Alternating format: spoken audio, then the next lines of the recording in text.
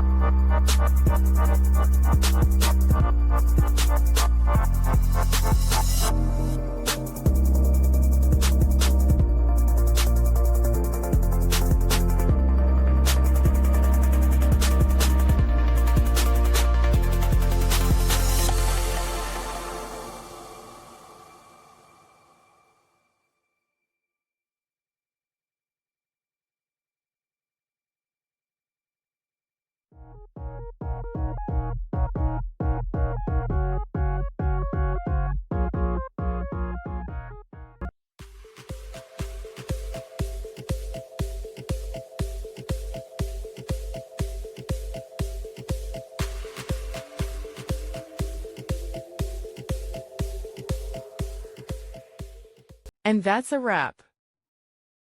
I hope you found the answer you were looking for.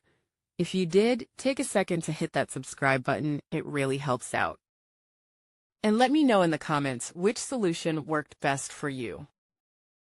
See you next time in the debug zone.